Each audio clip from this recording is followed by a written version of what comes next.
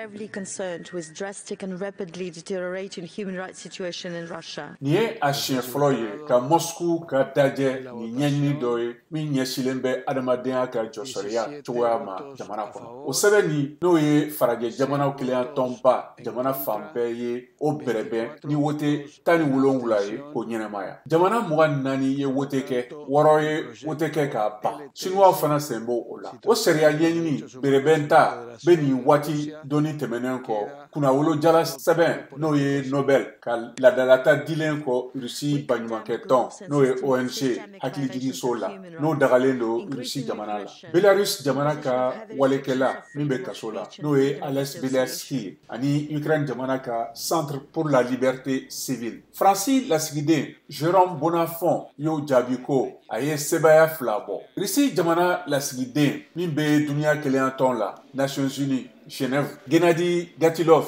no ye jamana kokan ministre koroye o ka fela ka jira ko amase tlanchema jamana bi nani ni wolonwula munu ye jamakulu nin kono ulu ye woteke ka nyesi sebenima sani wote ka ke aye tlebian fan jamana jalaki ka barake ni dunia kelen ton jamakulu ye politique stratégie la irisi bora a jamakulu la no ye conseil a kalo damado ni wati min na dunia kelen ton Nations Unies ka lajɛba ye vote kɛ ka gɛn ka bɔ Ukraine bingani kɔfɛ nga a bɛ kɔlɔsilikɛlaw jɔyɔrɔ la o de kama a bɛ se ka kuma o sariya ɲɛɲini min taara Russie jamanatigi Vladimir Putin ka san 70 don na o b'a laɲini ka laselilikɛla kɛrɛnkɛrɛnnen dɔ sigi walasa ka adamadenw ka jɔsɔriya cogoya kɔlɔsi san kelen kɔnɔ o dɔnnikɛla nin ka kan ka sigi dɔgɔkun damadɔ kɔfɛ nga a jɛlen do ko Moscow bina yamaruya di a ma a ka taa Russie jamana la. O sariya ɲɛɲini bɛ ci bila laselikɛla ma ko a ka kunnafoni nafama lajɛ k'u lajɛ ani k'u jateminɛ ka bɔ